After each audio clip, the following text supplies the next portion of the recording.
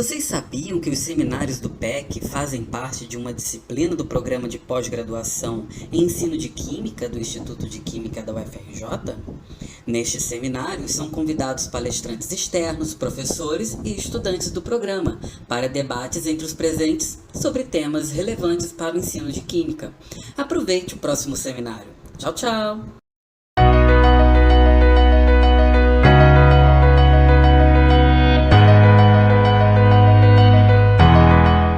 Hoje, dia 5 de novembro de 2021, temos a grande satisfação em receber a professora Graciela Arbila de Claquim, aqui no nossos seminários.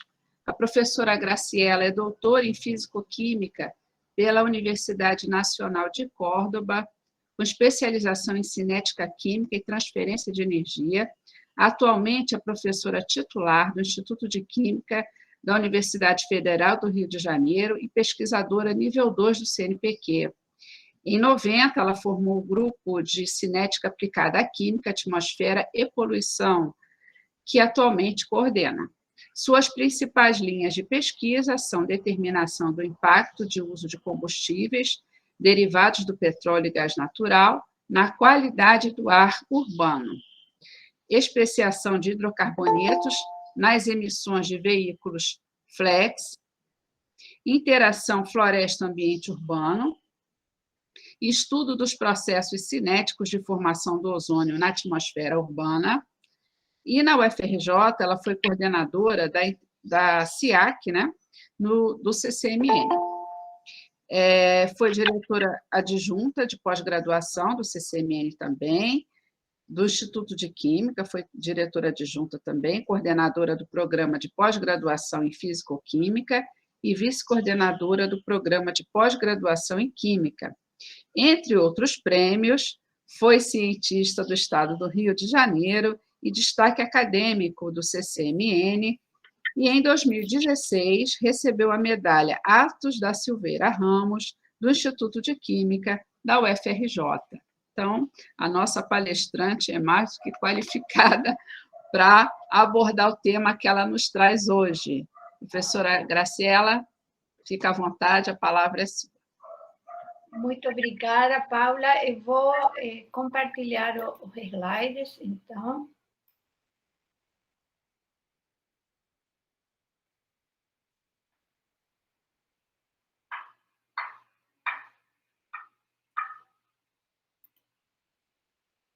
Acho que estão todos conseguindo enxergar, certo, Paula?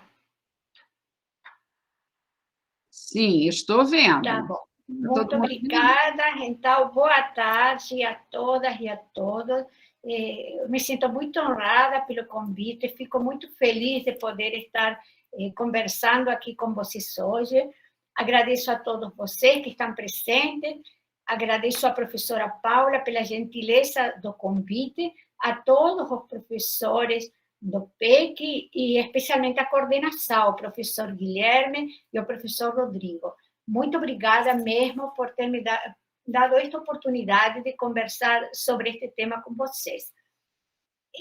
Fiquem abertos a qualquer pergunta que vocês queiram fazer, vai ser um prazer poder responder. Então, a professora Paula me pediu que eu falasse de qualidade do ar. E qualidade do ar é, na verdade, um tema muito amplo. São muitíssimas coisas que podem ser faladas sobre isso.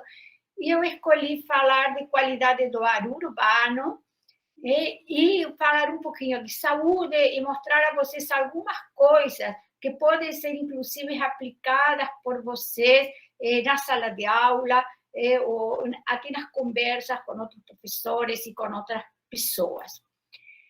Nos últimos anos, têm sido publicadas muitíssimas coisas relacionadas à importância que tem a qualidade do ar na saúde das pessoas, especialmente a Organização Mundial da Saúde e a Organização Pan-Americana da Saúde publicaram muitos relatórios.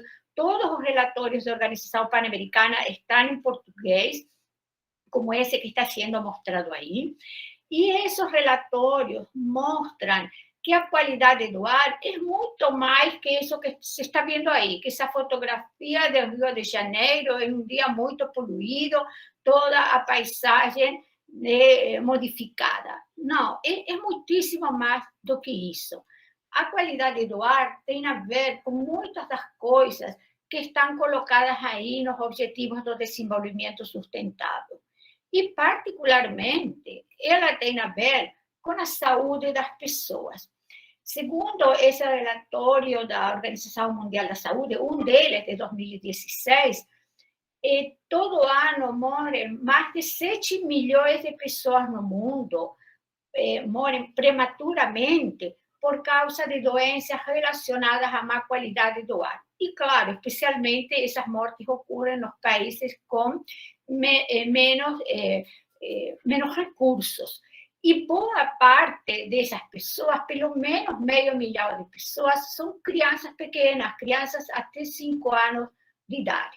Então, isso é tão grave que no ano de 2005, a Organização Mundial da Saúde fez um documento muito grande, onde estava explicado quais eram os limites máximos de concentração de poluentes que seriam toleráveis para as pessoas terem uma qualidade de vida razoável. 10 anos depois, em 2015, já foram achadas tantas evidências de outros danos à saúde que foi feito um novo documento por um grupo muito grande de cientistas do mundo todo, recomendando que esses valores fossem revisados. E agora, no mês de setembro de 2021, saíram as novas recomendações da Organização Mundial da Saúde sobre os parâmetros máximos de qualidade do ar. E eu vou mostrar um pouquinho isso logo na apresentação. Então, a qualidade do ar está relacionada com a saúde, com a vida saudável, com o bem-estar das pessoas. E isso, claro, está também relacionado com outros objetivos do desenvolvimento sustentável, como o uso de energias mais limpas, de fontes de energia mais limpas, cidades e comunidades sustentáveis, e muito importante é mostrar que está relacionado com nossos hábitos de consumo e com a produção industrial e o uso de combustíveis fósseis em geral. E, claro, isso está relacionado com o meio ambiente, né? Então, está relacionado de alguma forma, com as alterações climáticas e com a vida dos animais e das plantas em todos os ambientes, ambiente aquático e ambiente terrestre. E está relacionado com educação. Né? Qualidade do ar está muito relacionado com educação. E eu penso isso por quê? Porque as crianças e os adolescentes são a parte da população mais vulnerável enquanto aos efeitos da qualidade do ar, mas eles também são o futuro do nosso planeta. Nossa esperança de um planeta mais limpo está nas crianças. Então, vamos tentar explicar um pouquinho o que é o ar. O ar, que para a maioria das pessoas é algo tão simples, na verdade é uma matriz muito complexa, que inclui o ar em estado gasoso, mas também inclui o material particulado, de diferentes diâmetros e com diferentes composições. E no ar são emitidos os poluentes, que são chamados primários, porque eles são emitidos diretamente pelas fontes, por exemplo, as indústrias, por exemplo, os veículos, e esses poluentes sofrem diferentes processos. Os 3 mais importantes são esses aí. Transporte, que às vezes pode ser a distâncias muito grandes, deposição seca ou úmida, e aqui reações químicas. E nessas reações químicas se formam outros poluentes, que são chamados de poluentes secundários. E o mais importante deles é o ozônio. E tudo isso está influenciado, entre outras coisas, pelos parâmetros meteorológicos. Como é que se mede a qualidade do ar? hoje em dia existe uma série de poluentes que são contemplados na legislação de todos os países e também na legislação brasileira. Esses poluentes são medidos nas estações de monitoramento da qualidade do ar. Aqui eu deixei para vocês o site das estações de monitoramento do Rio de Janeiro, da Secretaria Municipal de Meio Ambiente. Os dados são públicos. Esta fotografia é a estação de monitoramento de Irajá, na Praça Nossa Senhora da Apresentação, no bairro de Irajá. A estação de monitoramento tem dentro dela os equipamentos, que são todos automáticos, e transmitem esses dados à central da Secretaria Municipal. E aqui no teto da estação tem as entradas de ar para medir, para fazer entrar o ar ambiente e medir suas concentrações. E que é o que é medido?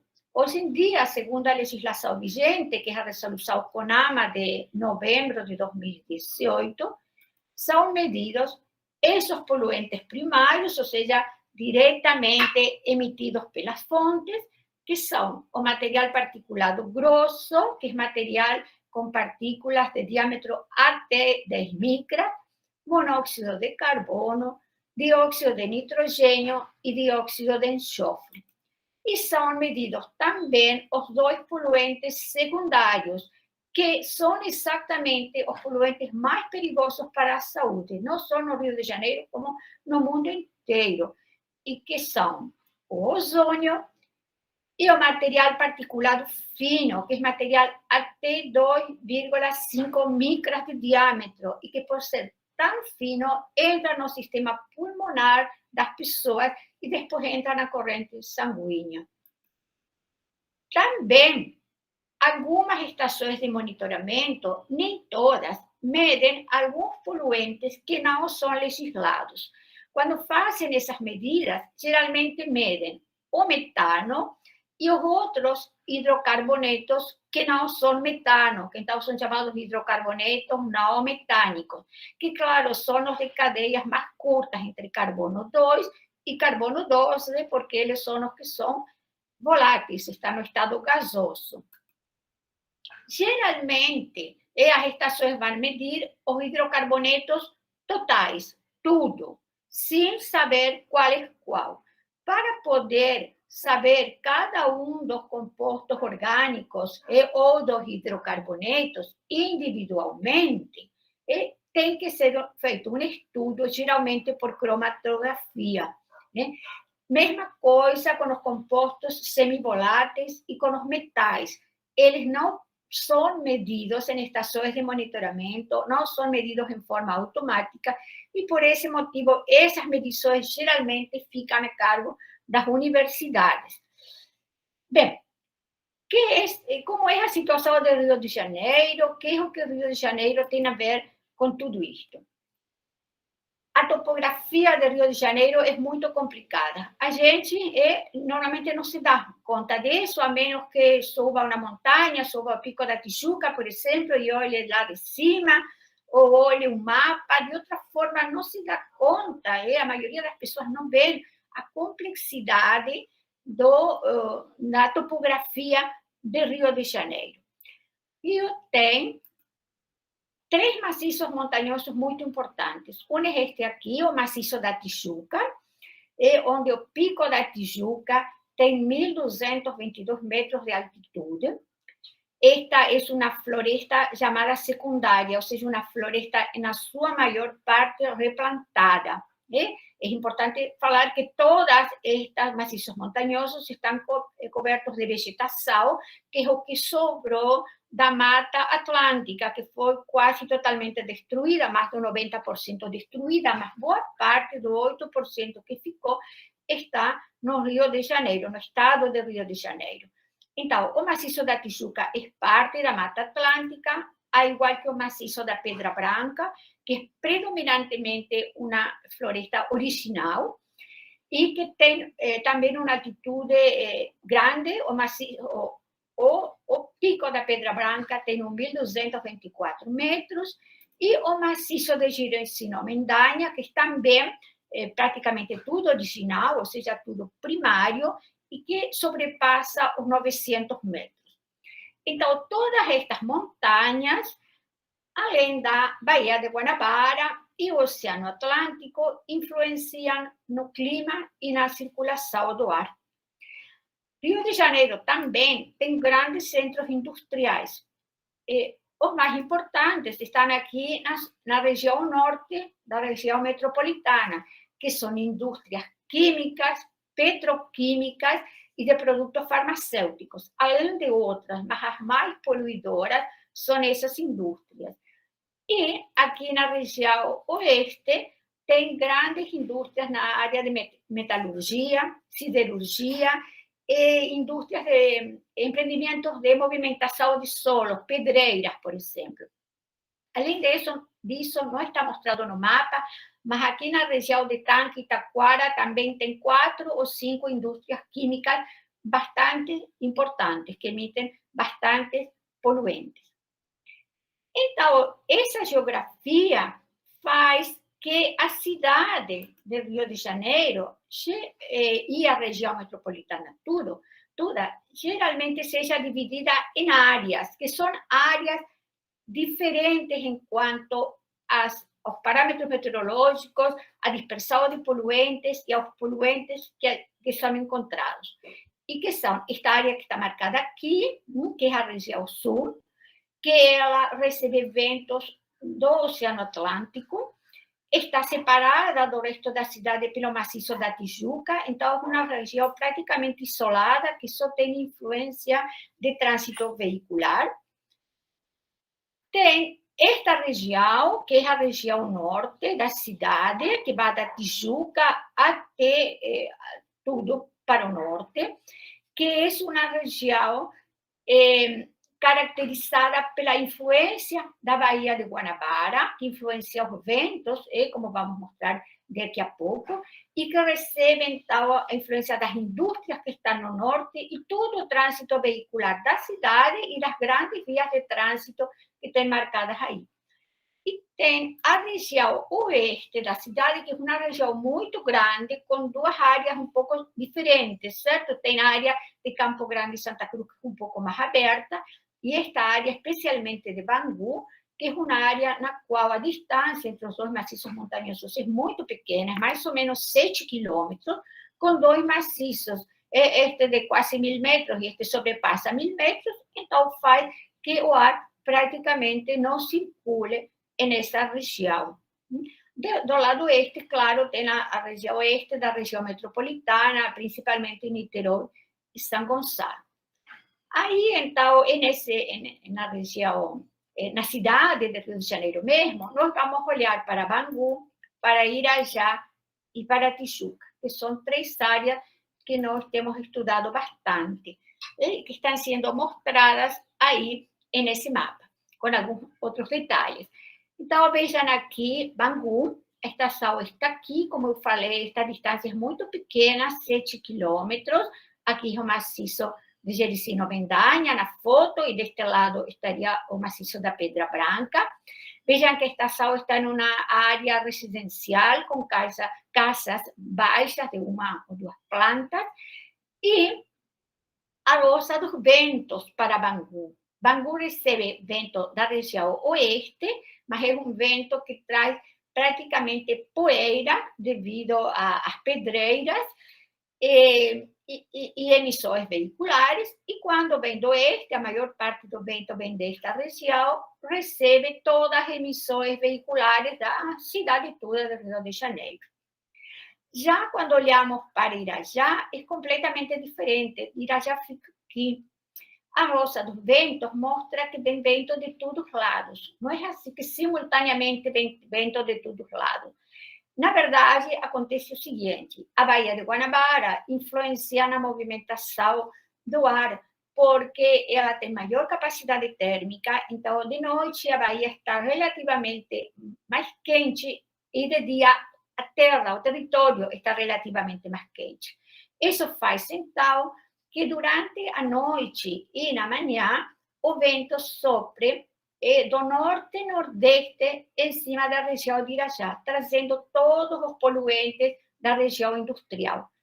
Após o meio-dia, o vento começa a girar, começa a entrar pelo sul da Baía de Guanabara, depois diretamente pela costa atlântica, passando todo acima da cidade e às vezes gira, inclusive, vindo do oeste, que também vai trazer emissões veiculares.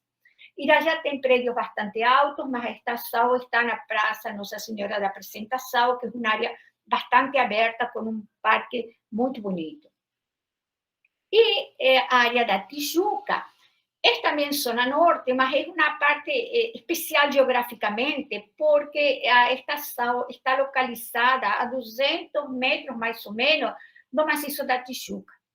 Então, os ventos que recebe essa área são os ventos do norte, que trazem todos os ventos da cidade, e maioritariamente ventos do sul, que são ventos que se chama brisa de montanha. A brisa de montanha passa por cima do maciço da Tijuca, então é um ar úmido e a velocidade do vento é pequena, é uma brisa suave. Então, na Tijuca, a maior parte das emissões são emissões veiculares. Ainda considerando, aqui se vê a fotografia, esta é a estação, aqui está a Avenida Conde de Bonfim, que tem um trânsito altíssimo, muito fluxo veicular, e os prédios relativamente altos nessa região que impedem a circulação do ar. Isso faz que a distribuição dos poluentes seja muito variada na cidade do Rio de Janeiro. Aí estou mostrando um mapa que foi feito pelo meu aluno João Rogério, que ontem ele se formou, defendeu o TCC dele, e o João levantou todos os dados da estação de monitoramento móvel da Secretaria Municipal. A Secretaria Municipal tem uma estação em cima de um caminhão e anda pelos diferentes bairros. Então, entre 2010 e 2018, essa estação passou por todos estes pontinhos marcados em amarelo. E nós analisamos os dados dessa estação. E que é o que descobrimos, ou que já imaginávamos? A qualidade do ar na região sul e aqui na Antena Barra, Recreio dos Bandeirantes, é boa por causa da influência do mar, da circulação do ar. E a qualidade do ar na região norte e oeste, ruim. E nesta região norte, especialmente aqui na região do centro, do Porto do Rio de Janeiro, do Maracanã, o poluente de maior importância, o que apresenta maiores concentrações, é o material particulado até 2,5 micras. E na região norte, o poluente mais importante é o ozônio. A região da Pedra de Guaratiba, mesmo estando na parte sul, ultimamente está tendo qualidade do ar má por causa da influência do porto, localizado aqui em Sepetiba, que é um porto muito importante no Rio de Janeiro. Vale lembrar que ambos os poluentes, o ozônio e material particulado fino, são poluentes de origem secundária. O ozônio totalmente secundária e o material particulado fino predominantemente secundário. Então, como é que se determina a qualidade do ar? Eu não posso falar apenas de um poluente. Tenho que considerar todos os poluentes para saber qual é a qualidade do ar. Com esses todos os poluentes, que estão marcados aqui, considerando a legislação, que é a resolução de CONAMA de 2018, é calculado um índice que irá falar se a qualidade do ar é boa, moderada, ruim, etc. Vamos ver um poluente para perceber como isso fica, que é um dos poluentes mais importantes, que é o material particulado 2,5, os dados da estação móvel. Se vê aqui, os dados foram representados na forma de box plots. O que são os box plots? São caixinhas. Nesta caixinha, aqui vamos olhar só a primeira. Nesta caixinha estão representados 50% dos dados, o 50% central. Este aqui é a mediana, é o dado central.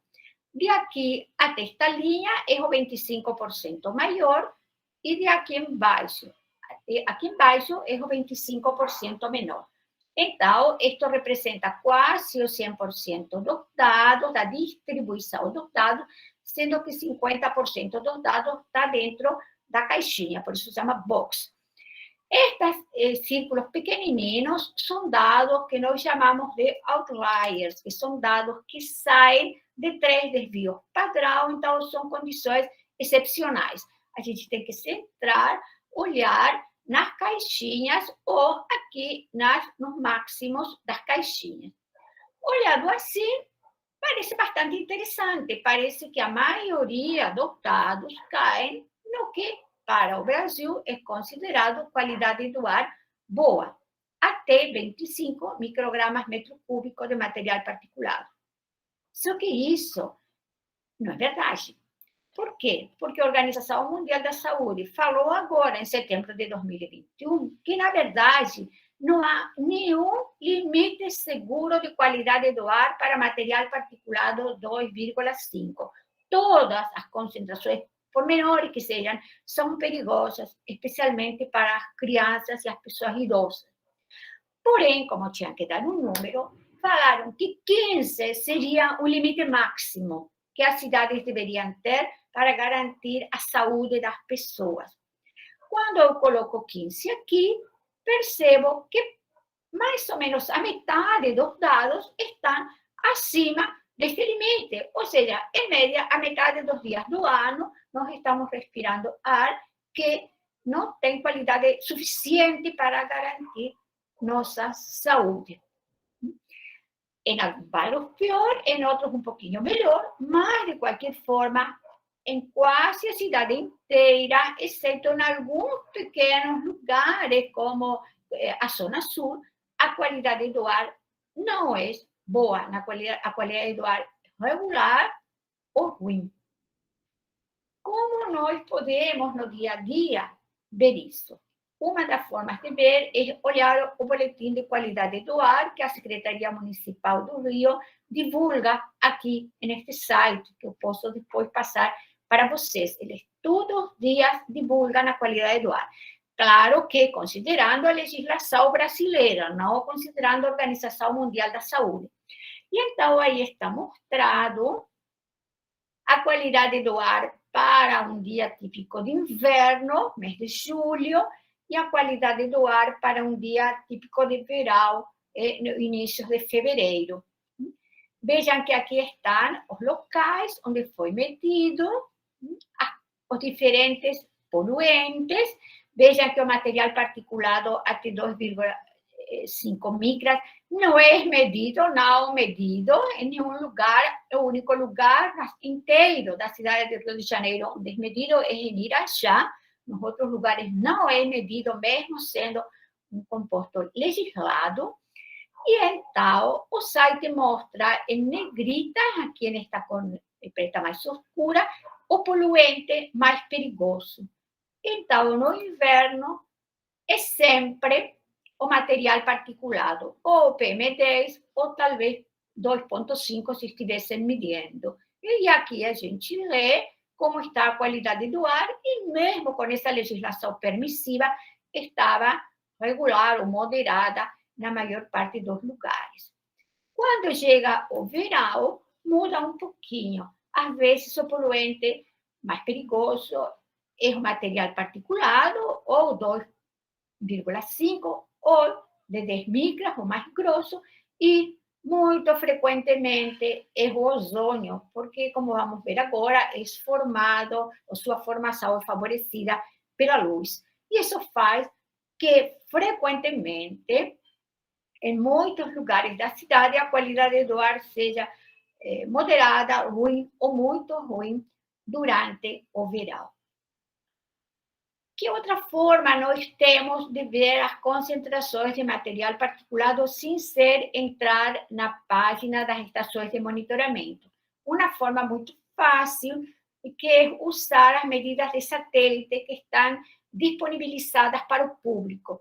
Esse é um site, que foi construído para utilização nas escolas, que publica dados dos satélites mais importantes inclusive da Europa e dos Estados Unidos, da NASA, e ele pode ser acesso pelo celular. Essas fotografias eu tirei com meu celular. Vocês podem escolher a região do mundo onde querem olhar, podem escolher a data, inclusive há vários anos para trás também podem olhar, e podem escolher qual é o poluente que vocês querem olhar. Podem olhar material particulado, dióxido de carbono, monóxido de carbono. E eu escolhi este dia, 20 de julho de 2020, pelo seguinte. Vejam aqui uma manchinha vermelha, Rio de Janeiro, São Paulo. Rio de Janeiro, São Paulo. Quanto mais vermelho, maiores as concentrações. E vejam aqui a mancha gigantesca, vermelha, tanto de material particulado de 10 micras, como de 2,5. Que é o que estava acontecendo nessa época, era a época das queimadas no Pantanal. E dava para ver pelo satélite a quantidade de material particulado que estava sendo formado por causa das queimadas. Tem mais outra forma de olhar material particulado, que é o que se chama os monitores de baixo custo. Eu vou mostrar daqui a pouco uma fotografia deles. São pequenos aparelhinhos automáticos que podem ser instalados em uma casa de família, em uma escola, em uma creche, em qualquer lugar que tenha luz e que tenha internet. E esses pequenos monitores estão conectados em rede. Há uma rede que é de América Latina e Caribe, que é chamada, o nome original é em espanhol, Aires Nuevos para a Primeira Infância, Ar Novo para a Primeira Infância, e tem o nome original em espanhol porque quem começou essa rede foi Chile. Mas atualmente participam da rede 33 cidades de Chile, Argentina, México, Uruguai, Peru, Brasil, Colômbia, Nicarágua, El Salvador e Equador. No Brasil participam 2 cidades, Rio de Janeiro, através da UFRJ, e São Paulo, através de um grupo da USP. Então, as informações desses monitores vão pela internet diretamente para um computador e são disponibilizadas quase em tempo real, com um delay de mais ou menos 1 hora, nesse site, que vocês podem ver com o computador, ou aqui. Este é um aplicativo do celular que qualquer um pode baixar e consegue ver estação por estação qual é a qualidade do ar e qual foi nos dias passados. O aparelhinho está aí, ele está de mais ou menos 15 centímetros de largura, então é bem pequenininho, ele não pode ficar diretamente ao sol e à chuva, então geralmente é colocado, assim, por exemplo, na entrada ou na sacada de casas, escolas e creches.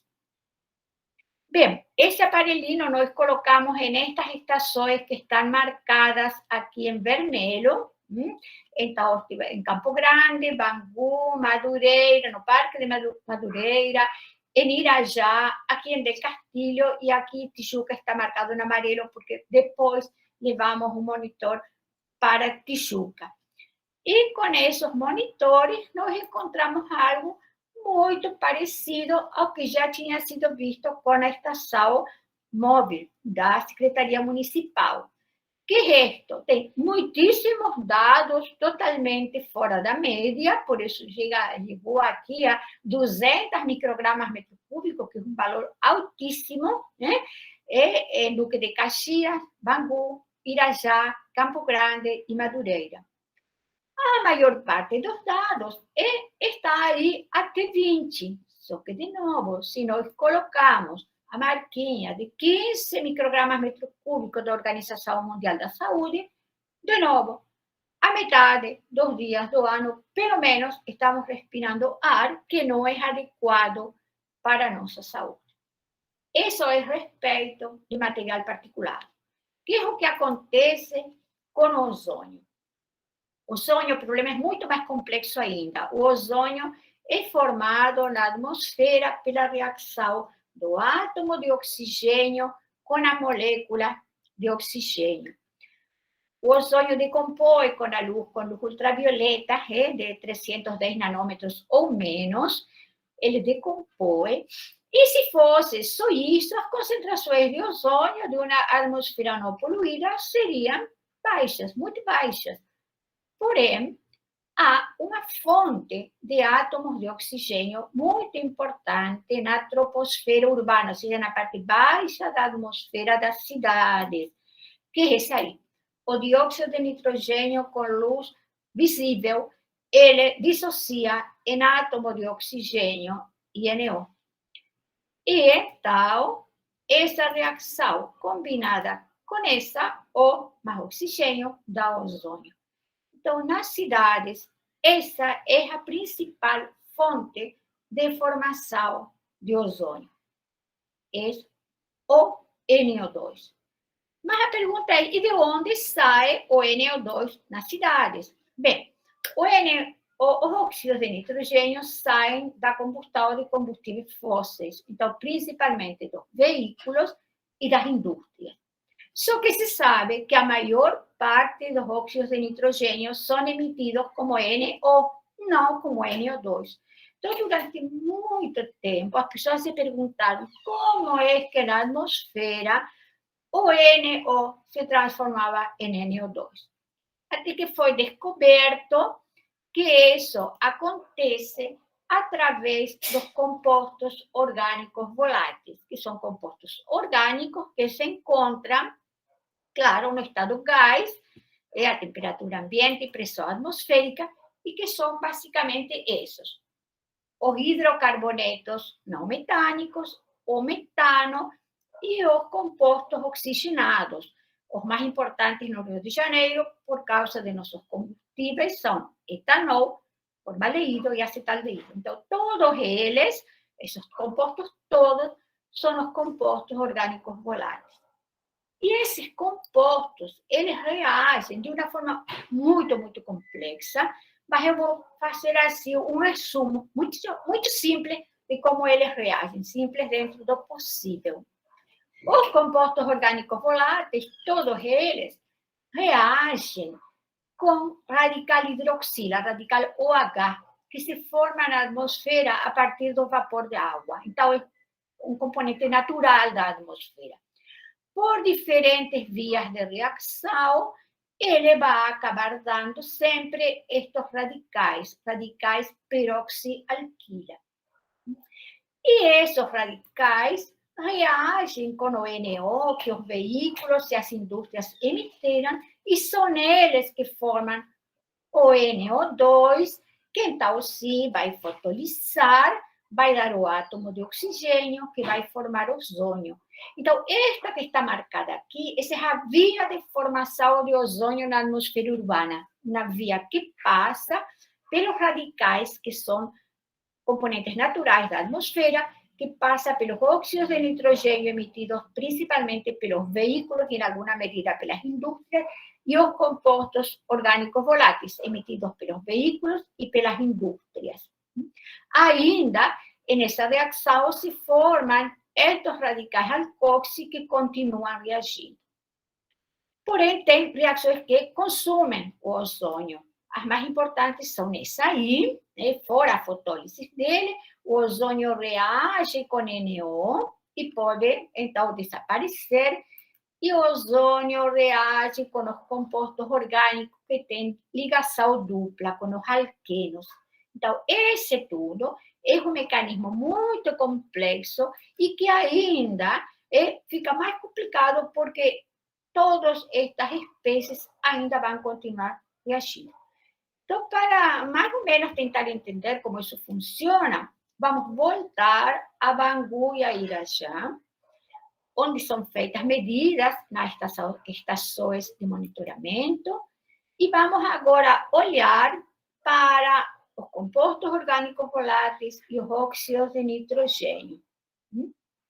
Vamos olhar para as concentrações e para as relações entre elas. Lembrando o que eu tinha falado dos ventos. Isso é muito importante. Em Bangu, os ventos geralmente vêm do oeste ou do oeste. Então, em Bangu, fontes de poluição são principalmente os veículos. Em Irajá, o vento vem de todos os lados, dependendo do horário. Então, as fontes de poluição são os veículos e também são as indústrias químicas e petroquímicas.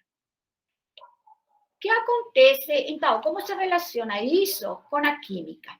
Bem, aí vocês têm uma modelagem de como o ar se dispersa em Irajá.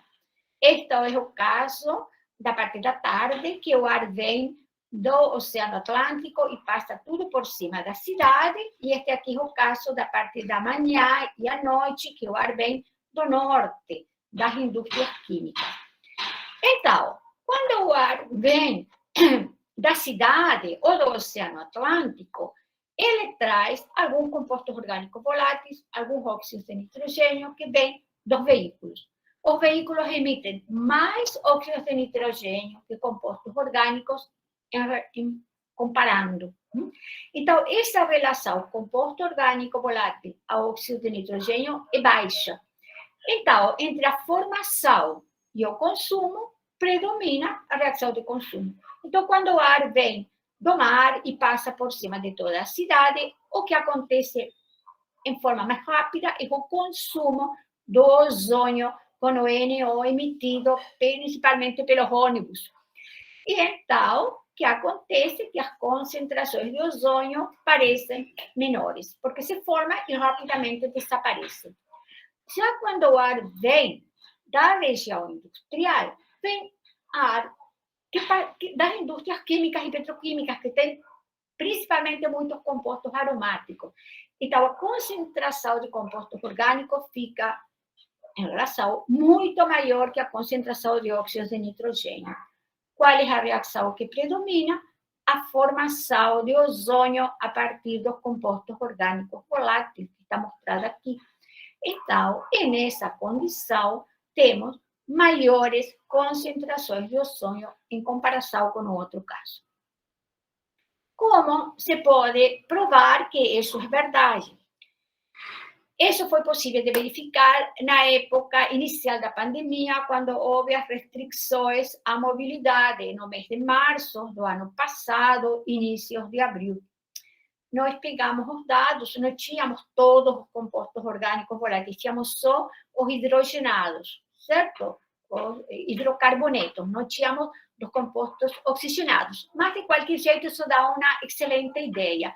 Então, nós compilamos as concentrações de hidrocarbonetos, as concentrações de óxido de nitrogênio para Irajá e para Bangu. Aqui em fundo branco é antes do início da pandemia, antes das medidas restritivas. Aqui, me desculpem, mas como isto é de um artigo, as datas estão em inglês, certo? Então, é 1º de março até 22 de março. Aqui em rosa é de 23 de março até inícios de maio, quando foi as maiores e mais fortes medidas restritivas à mobilidade. E aqui em amarelo, quando as coisas começaram a relaxar, em abril, que as pessoas começaram a andar um pouco mais, começou a ter mais ônibus na rua. Então, vejam o que aconteceu. As concentrações dos poluentes desceram, é verdade, todos os poluentes desceram. Porém, as relações não desceram.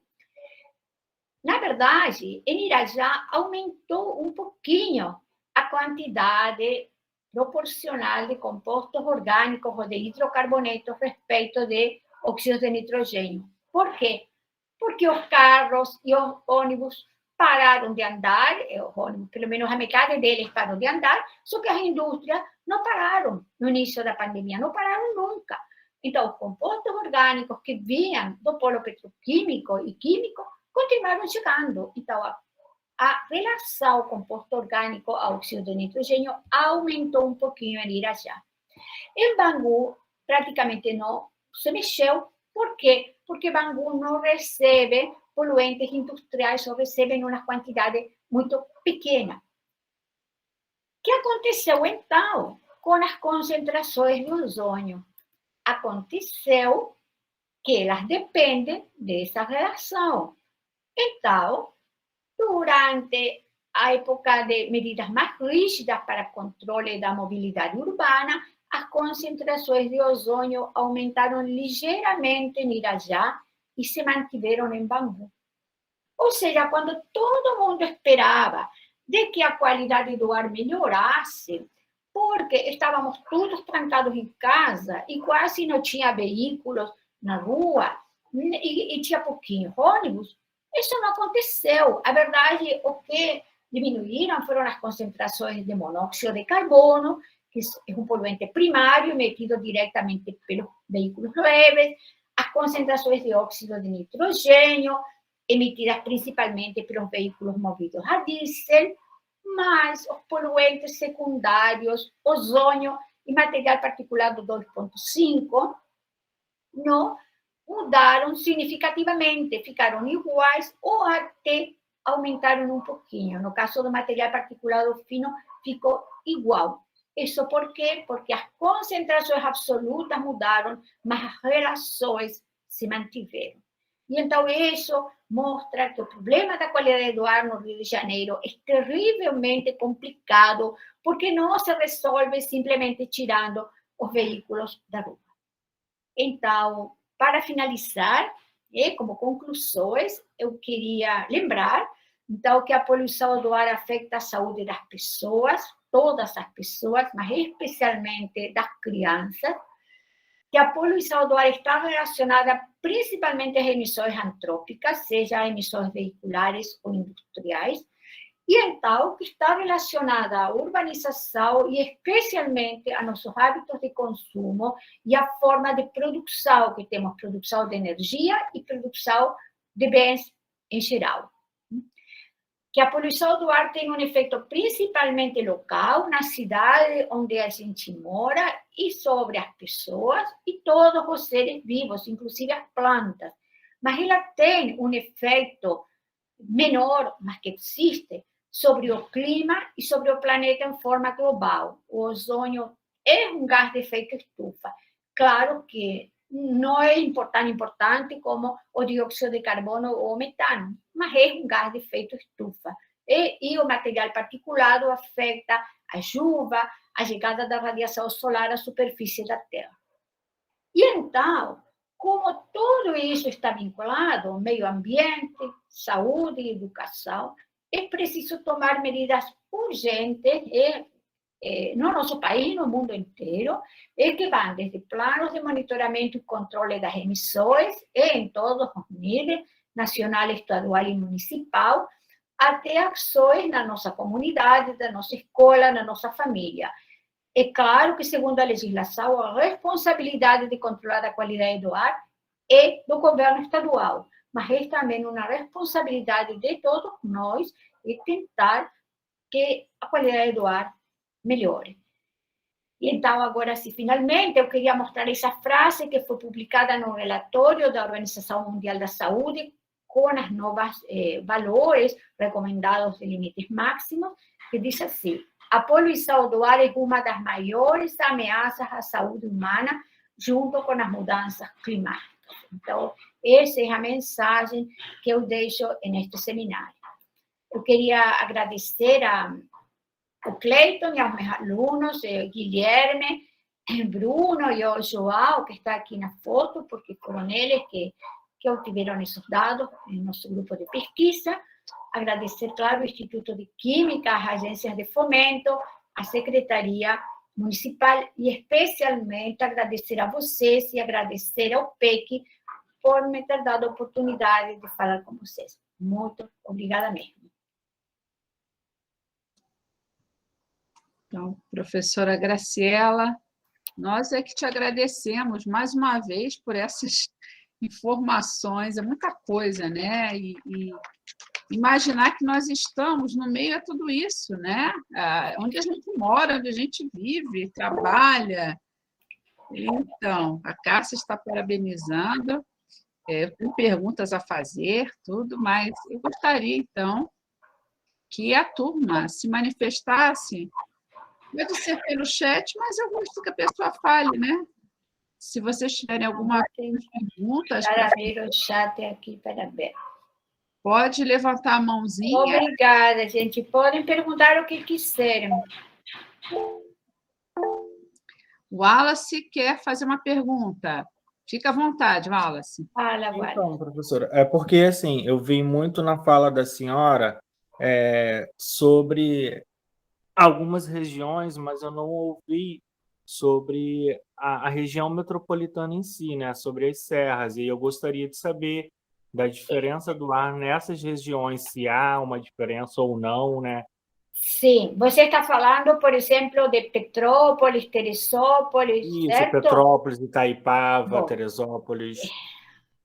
na verdade, lá não existem praticamente medições. Que eu saiba, não existem medições nessa região. Eu acredito que nessa região das serras, a qualidade do ar deve ser muito melhor, porque a maior parte dos poluentes das indústrias vem para baixo, vem para a cidade de Rio de Janeiro e a própria, o que verdadeiramente é a região metropolitana, certo? Aquelas cidades todas onde estão as indústrias. Essa é a parte que tem pior qualidade do ar. Na serra, pensa que mesmo que o ar, em algum momento, sim, o ar vai ir para o norte, em algumas horas o vento sopra para o norte. Mas o que acontece? Essas regiões elas têm uma densidade populacional muito menor e um trânsito veicular muito menor. Então, as concentrações de dióxido de nitrogênio, mesmo que não são medidas, eu acredito que devem ser bem menores. As indústrias, é verdade que elas emitem óxidos de nitrogênio, mas você deve ter visto que elas têm chaminés muito altas, então emitem óxidos de nitrogênio a uma altura muito alta, não a nível do solo, emitem a 30 metros aquelas indústrias petroquímicas, né? Então, você só com composto orgânico não vai ter formação de ozônio, só com óxidos de nitrogênio não vai ter ozônio, você tem que ter as duas coisas. Agora, isso que eu te estou falando é relativo. Por quê? Porque, por exemplo, na floresta amazônica já foi medido mais de uma vez. O que acontece na floresta amazônica? Na época das chuvas, a concentração de ozônio é muito baixinha, tipo 5 microgramas metro cúbico, que é considerado o background, isso, ou seja, o normal na superfície da Terra. Quando começam as queimadas, esses valores ficam altíssimos. Por quê? Porque você vai ter o óxido de nitrogênio da queimada da planta e todos os compostos orgânicos voláteis que são emitidos pelas próprias plantas. As plantas emitem compostos orgânicos, né? Então, na serra, se houver queimadas, as concentrações de ozônio vão aumentar. Mas, em geral, eu me arriscaria a dizer que a qualidade do ar é muito melhor. Tem uma coisa, aliás, muito surpreendente, que eu não falei disso, Wallace. Se você entra na Floresta da Tijuca, no Parque Estadual da Pedra Branca, andam 3 quilômetros e o ar lá dentro está muito limpo, muito limpo. Nós temos medido muitas vezes, porque as árvores têm uma capacidade de absorção muito grande. Então, esse seria outro motivo para que na serra a qualidade do ar fosse melhor. E, é claro, é um motivo para reflorestamento, certo? Entre muitos motivos, é um motivo que tem a ver com emissão de gases de efeito estufa, mas também com qualidade do ar. A vegetação da Mata Atlântica ajuda e muito. Não sei se respondi a tua pergunta. Respondeu sim, professora. Obrigado. Mais alguma pergunta? Eu, professora Raquel, boa tarde. Oi, boa tarde. Professora, muito obrigada pela palestra. Assim, para mim, que estou pesquisando sobre educação ambiental, caiu como uma luva, principalmente quando a senhora fala ali da região de Irajá. Eu estou na Penha, então eu estou aqui do lado, né, sentindo. Eu já tinha olhado, já tinha começado um trabalho com biomapas para os meus alunos que são do Jardim América, para eles entenderem bem onde eles estão, né, localizados. Então, para mim, assim, eu já até busquei aqui, se a senhora puder deixar grupos de pesquisa, para mim me interessa muito, muito mesmo. E assim, aí a senhora falou de material particulado, que a gente sabe que tem efeito desse carbono negro, né, do aumento do efeito estufa, e que a emissão principal são os ônibus. Então, não adianta atacar a frota, vamos supor, de veículos particulares, né? Teria que atacar os dois problemas de uma vez. Seria a mobilidade urbana teria que partir por um transporte coletivo melhor. A senhora considera isso? Para que a gente diminuísse, consequentemente, a necessidade do veículo particular? Seria desse modo? Cada veículo emite diferentes poluentes, certo? Então, os veículos leves, que estão em bom estado de conservação, claro, emitem principalmente monóxido de carbono e um pouco de hidrocarbonetos. Os veículos que usam etanol emitem não só hidrocarbonetos, emitem só etano e eteno, certo? Mas eles emitem acetaldeído e um pouquinho de formaldeído, que são poluentes também até perigosos, né? Porque são oxidantes fotoquímicos, o acetaldeído especialmente. Já quando você vai para o ônibus e o caminhão, como é movido a diesel, ele emite principalmente óxidos de nitrogênio e material particulado grosso, ou de 10 micras e o maior. Tem um estudo feito no Rio de Janeiro que diz que o material particulado, aproximadamente 60% é de origem veicular. Então, aí você já começa a ter um problema, porque tem uma parte de material particulado que não é de origem veicular, ou mais grosso, sabe, de 10 micras para cima e algo de 10 micras, é um material particulado no qual o rio não pode fazer nada, porque é aerossol marinho e é poeira. Poeira você poderia combater com grama e com árvores, certo? O aerossol marinho não tem como resolver isso, certo? Aí, o material particulado fino e o ozônio, que são os dois graves, muito mais graves que o material particulado grosso, eles vêm dos veículos e das indústrias. Aí, você tem um problema terrível. Por quê? Porque a gente viu isso 2 vezes, não foi só uma vez. Na greve dos caminhoneiros, não sei se vocês se lembram, em 2018, foram analisados os dados. Na greve dos caminhoneiros não tinha praticamente carro na rua, nem ônibus, não tinha nada. E, de novo, a primeira e segunda semana da pandemia também não tinha quase ninguém na rua. E o que aconteceu?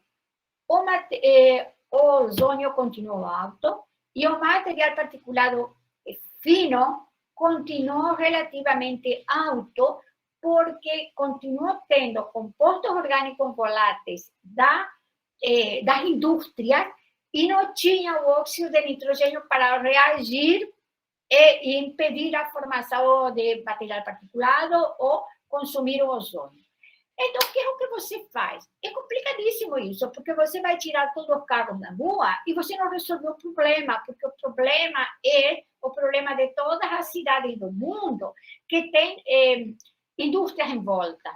Tem Barcelona, na Espanha, tem o mesmo problema, tem o porto e tem um bando de indústrias em volta da cidade. E o que acontece? Essas indústrias químicas emitem, e por menos que uma indústria química emite muito. Não sei se vocês já viram os tanques de combustíveis lá em Duque de Caxias, eles emitem evaporativas. E como você se livra disso? Então, baixar as concentrações de ozônio particulado fino é muito complicado. Mas aí, se eu tivesse que falar, o que é o que podemos fazer? Bom, o primeiro que tem que ser feito é, a nível de governo, eles têm que fazer um inventário de emissões para saber de onde saem essas coisas. E começar a pedir, em termos de conduta, às indústrias. O INEA, por exemplo, aqui no Rio, a CETESB em São Paulo, pode exigir à indústria: olha, você reduz as emissões ou fecha. Você pode exigir isso, mas para isso, para exigir alguma coisa, tem que medir. Olha o que o Wallace me perguntou: como está na região serrana? Ninguém sabe, nunca ninguém viu nada, ninguém mediu nada, a gente não faz a menor ideia, certo? Então, essa é uma coisa, ou seja, a nível de governos, eles têm que exigir as indústrias que emitem menos e tem que mudar a matriz de combustível, porque os veículos a diesel emitem muito. É só olhar algum ônibus e tem que mudar a matriz de combustível. A nível das pessoas, de nós todos, você, eu, todos os professores, eu acho que temos que começar a colocar na cabeça de nossos alunos, especialmente, que eu considero o futuro, são os que vão aprender, que eles têm que mudar seus hábitos de consumo, não só relacionado a todo. Vou falar exemplos idiotas, mas para você compreender. Por exemplo, a maior parte das pessoas, para ir ao supermercado, que fica a 15 quarteirões, pega o carro e vai. Ou vai de ônibus, ou vai de Uber, ou vai de alguma coisa. Que é o que eu faço? Eu vou andando. E vou carregando minhas 2 bolsinhas, 4 bolsinhas pesadérrimas. Mas por quê? Porque meus pezinhos não poluem. Ou poderia ir de bicicleta. Tem que conscientizar as pessoas que têm que fazer isso. Da mesma forma que abriu a torneira, precisava de usar aquela água, precisava jogar todo esse detergente, joga lixo. O lixo emite uma quantidade imensa de compostos orgânicos também. Então, eu não mencionei, mas é uma fonte de precursores de ozônio. Então, tem que conscientizar as pessoas que tem que consumir menos tudo. Usar menos veículos, especialmente veículo particular. E se as pessoas estivessem a pé no lugar de andar de carro ou andar de ônibus, teria menos veículos na rua. Tem que gastar menos tudo. Para que vai comprar roupa o tempo todo, celular o tempo todo, as milhões de coisas que as pessoas compram? Se você compra uma coisa, alguém está produzindo. É essa indústria que está poluindo, certo? Eu compro uma porcaria de plástico que quase não preciso. Jogo no lixo. Eu fiz duas coisas ruins. Primeiro, comprei o plástico que alguém produziu em uma indústria química, certo? Então, emitiu um monte de coisas para produzir esse plástico. E ainda por cima, depois joguei o plástico e ele foi parar ao lixão, à corrente de água, etc. Mas por que as indústrias produzem? Porque nós consumimos, se ninguém comprasse nada ou comprasse pouco. Então, na minha opinião, tem esses 2 níveis de ação, sabe? O nível de nós, pessoas, especialmente de nós, professores, de fazer entender às pessoas que não se trata de não consumir, porque você precisa consumir algumas coisas, mas consumir conscientemente, só aquilo que precisa. Não preciso mais isto. Será que posso doar a alguém, no lugar de jogar no lixo? Não estou falando de vender e fazer dinheiro com isso. Doar a alguém que vai utilizar e não vai jogar fora. E quando vou comprar, eu preciso de uma coisa nova, não será que o que eu tenho é suficiente? Eu preciso fazer um monte de comida e jogar fora, porque fiz muito e agora não sei o que fazer com ela, esse tipo de coisa. E a nível de governo, mas para que o governo faça alguma coisa, as pessoas têm que saber votar, né? Sem querer entrar no mérito de em quem se vota. As crianças, espero que no futuro saibam votar e escolher governantes que cuidem de nosso meio ambiente, porque de outro jeito, este mundo que nós estamos não tem grande perspectiva, certo? Acho que as gerações que viram antes, inclusive a nossa, estou falando a minha, dos velhos, certo? Acham que nós estamos no mundo para usar as coisas. Até fala recursos naturais. A natureza é um recurso. As pessoas não veem a natureza como uma parceira. Vivimos juntos. Se nós não conseguimos conviver com os animais e as plantas deste planeta e com o que este planeta nos pode dar sem exaurir ele, vamos acabar tudo, certo? Isso é o que temos que botar na cabeça das crianças e dos adolescentes, eu acho. Entendeu, Raquel? Eu te passo depois, vou anotar aqui meu e-mail e passo o material a quem quiser. Meu e-mail é meu nome. E fico à disposição de vocês para o que vocês precisarem. Obrigada pelas perguntas. Oi, Graciela. Oi, Paula. Boa tarde a todos. Oi, querida. Tudo bem? Tudo bem, graças a Deus.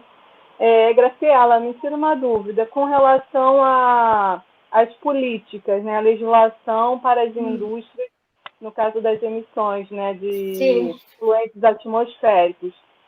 A nossa política, no caso, a nossa legislação, ela está defasada ou realmente existe um descumprimento das indústrias nessa emissão de gases? Es todo, Elaine, todo junto, porque, veja, vamos en legislación PROCON de límites de qualidade do ar, no de emissões, de límites de qualidade do ar. A legislação era de 1990, certo? Aí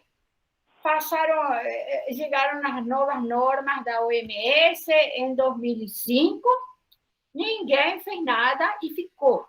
Quando foram trocar a legislação agora em 2018, depois de anos de ficar discutindo, já a OMS tinha falado que essas normas de 2005 estavam desatualizadas. Então, saíram em 2018 as normas novas, que por 2 anos estiveram em um bom acordo, e já vou explicar por que mais ou menos em um bom acordo com não as normas, recomendações internacionais, só que já a OMS estava estudando as normas novas. Agora ficou totalmente desfasado, especialmente para particulado, porque caiu de 25 para 15. E o problema é qual também? Que a Organização Mundial da Saúde, ela faz recomendações, certo? É decir, estes seriam os níveis ideais. E ela dá, para os países que têm menos recursos, dá a opção de dizer, bom, primeiro tentem este limite, no lugar de descer até 25, desçam até 50, e depois até 30, etc., certo?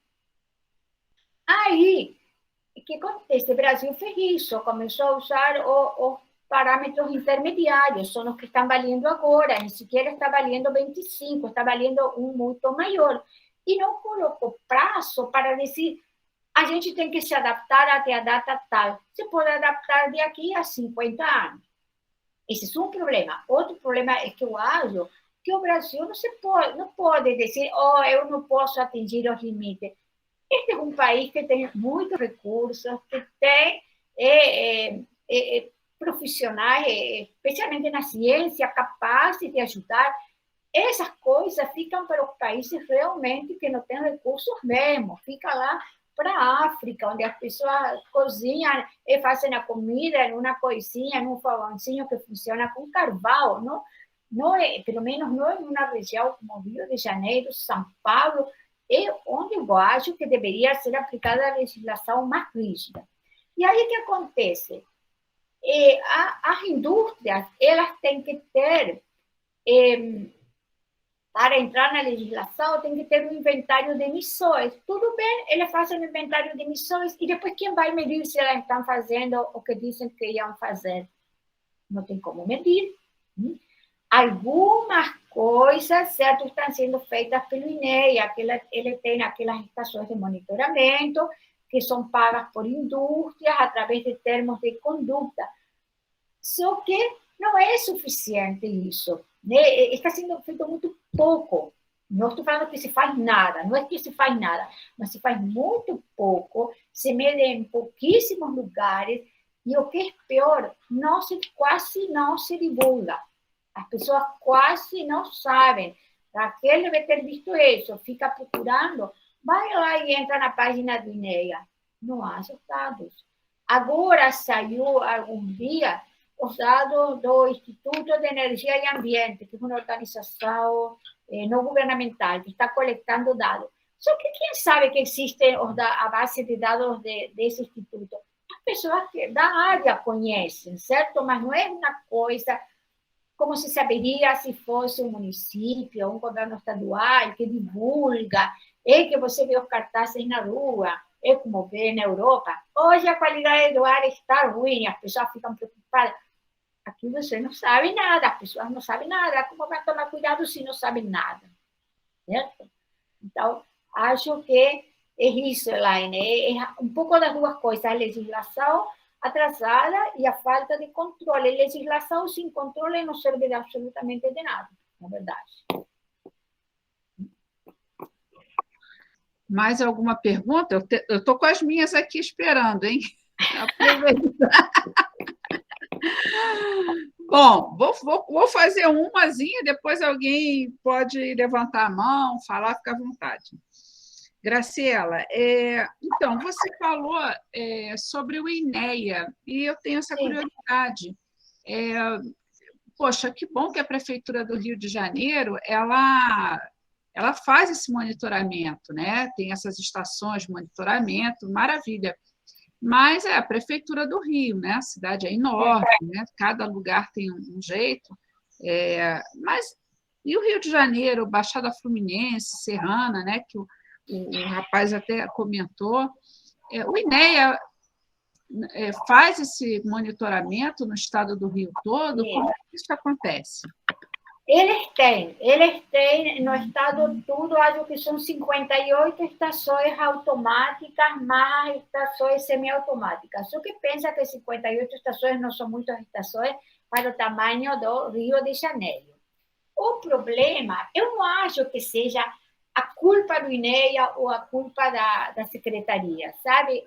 O problema é que não existe investimento do governo estadual e atualmente do municipal nessas agências.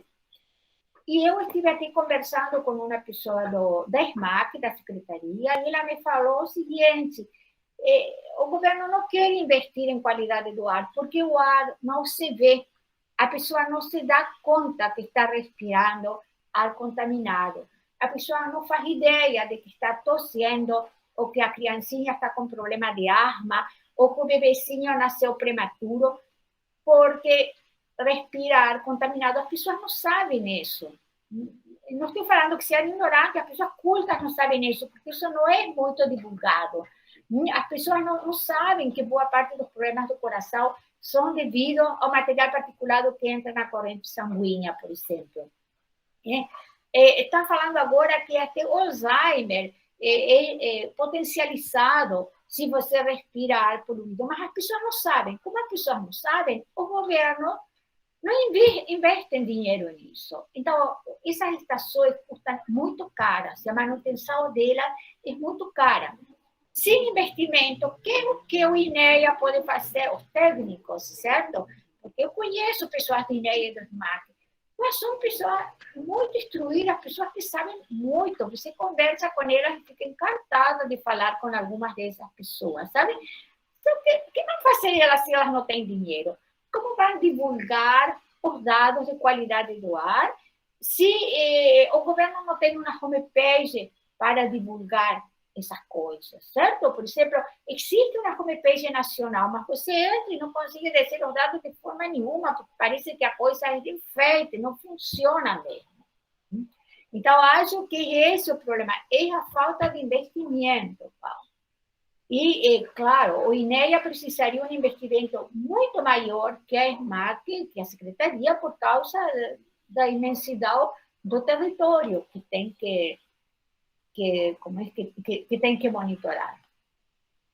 Essa sua fala ela é muito importante, Graciela, porque recentemente eu tive conhecimento, né, que vai ter Cruz um evento onde eles vão tratar sobre vamos dizer assim, esse cruzamento de informações entre meio ambiente, saúde, educação, economia. Existe até um conceito agora que eles estão trabalhando, que é One Health. Esse One Health é justamente você cruzar essas informações, porque o grande problema do meio ambiente é que ele sempre ficou à parte, como se a gente não fizesse parte dele. Economia é uma coisa, educação é uma coisa e meio ambiente é outra. Não, tudo está na questão... Tudo está unido, exatamente. E olha o que você traz aqui para a gente. Para além dos problemas respiratórios, a questão dos outros problemas de saúde, coração, né? Problemas de ordem neurológica, e a população não sabe isso, precisava, sabe, está lá no jornal, está lá no site. E o problema, sabe, Paula, é pior com as pessoas de menor renda, porque elas moram em lugares geralmente mais poluídos. um problema muito sério da qualidade do ar é a qualidade do ar interna, dentro do ambiente de tua casa. Então, se você não tem uma boa ventilação, se você usa um fogão para fazer comida onde você tenha uma má combustão, você vai ter ar poluído dentro de tua casa. E quem fica dentro da casa? As criancinhas pequenas, a mãe dessas criancinhas que fica fazendo comida, que fica fazendo as coisas, a vovó que fica aí sentadinha na cadeira, respirando todo esse ar poluído, que são exatamente as pessoas mais sensíveis. Então, tem que ser colocado isso, a ligação enorme que tem entre saúde e meio ambiente. Totalmente. Deixa eu ver se tem mais. O pessoal está te parabenizando muito. Estou lendo. Muito obrigada, gente. Muito legal falar com vocês. Ótimo. E a gente entende, né, quais as regiões que são, digamos assim, privilegiadas ambientalmente. Eu acho que aí tem uma questão social muito grave, certo? Eu não quis falar, mas é muito triste. Cada vez que eu mostro que na zona azul a qualidade do ar está ótima e na zona norte e zona centro está péssima. E, por exemplo, del Castillo, eu moro em Del Castillo, está ruim quanto Irajá, e imagino que quanto Penha, onde a Raquel falou, toda esta região é terrível, até na Ilha do Fundão, provavelmente, certo? Mas sempre quem leva pior, como sempre, são as pessoas de menor renda. As pessoas que têm maior renda lá da Zona Sul não respiram ar tão poluído e tem outras possibilidades também. Isso fica muito claro na sua apresentação, essa relação da qualidade, né, do ar. Mais alguém tem alguma pergunta para fazer, gente? Eu queria só completar uma dúvida que eu fiquei, eu não sei se a professora sabe assim de cabeça. Eu uma vez fiz um trabalho sobre combustíveis no ensino médio e eu tive uma informação de que o gás natural veicular, né, o GNV, emitia 0 de material particulado. É verdade? Emite muito pouco, sim. Não sei se é 0, mas emite muito pouco. O assunto, o gás natural veicular, em uma época, foi meio desacreditado, porque com aquele kit caseiro que faziam, quando começou a coisa do gás natural, o veículo não fazia combustão bem e emitia muito formaldeído. Mas isso já foi, porque com os kits agora modernos, o gás natural veicular é um combustível muito mais limpo. Ele emite só metano e formaldeído, porque todo combustível emite o que não passou pelo processo de combustão, certo? A combustão incompleta. Então, claro, etanol emite de carbono 2 e carbono 1, na verdade, carbono 2 e emite metano também, e emite formaldeído, certo? Fora carbono 2, que seria etano, um pouquinho de acetileno, bastante acetaldeído. O gás natural vehicular, então, emite só carbono 1. Metano é um problema, porque se o veículo não combustiona bem, está emitindo um gás de efeito estufa, certo? E formaldeído. Emite metano, então, né? Emite tudo, sim. Todos os combustíveis emitem metano. Porque a combustão... A ver como consigo explicar. Quando você... A combustão de qualquer combustível fóssil é que um hidrocarboneto, geralmente o combustível ou um composto oxigenado, mas é um composto orgânico, certo? Para ele fazer a combustão completa, você teria que fazer a combustão com oxigênio puro. Só que a combustão não é feita com oxigênio puro, é feita com ar, e o ar tem oxigênio e nitrogênio. Então, eles têm que regular o veículo para fazer um balanço. Se eles colocam muito ar, sim, claro, combustiona muito o composto orgânico, mas fica sobrando uma quantidade de nitrogênio monstruosa, que dá um monte de NO2, ou de NO. E se eles colocam pouco ar, forma pouco NO, mas forma um monte de compostos de combustão incompleta. Não existe o ideal. Tudo é uma porcaria, digamos assim. Eles fazem um balanço para que não fique nem muito um nem muito outro. Esse seu veículo está com injeção eletrônica e o motor está tudo perfeito e o combustível não está adulterado. Então, aí fica mais ou menos estabilizado, mas sempre você vai emitir de metano para cima todo o que esse combustível permita e sempre você vai emitir óxido de nitrogênio. Não tem como não fazer isso. Vamos para a bicicleta, então, professora. Acho que é a melhor ideia aí para a bicicleta. Graciela, isso acontece também com biodiesel, né? Exatamente. Todos os combustíveis é a mesma coisa. Com biodiesel acontece, existe ainda toda uma discussão entre biodiesel e diesel, porque aí quando você começa, e quando passa para o diesel ou o biodiesel, é muito pior ainda, porque eles emitem uma série de compostos semivoláteis, que são aqueles HPAs, certo? Que são compostos com 2, 3, 4 anéis aromáticos. Esses compostos são todos perigosíssimos. Então, e emite mais material particulado também o biodiesel. O diesel e o biodiesel. Então, dependendo de qual é o biodiesel, vai emitir mais ou menos óxido de nitrogênio que o diesel. E dependendo de qual biodiesel é, de qual óleo ele vem, vai emitir mais ou menos compostos policíclicos aromáticos. E ainda, tanto diesel como biodiesel emitem os policíclicos aromáticos nitrogenados, que são mais perigosos ainda. Então, o diesel é muito pior ainda que a gasolina, certo? Ou que o etanol.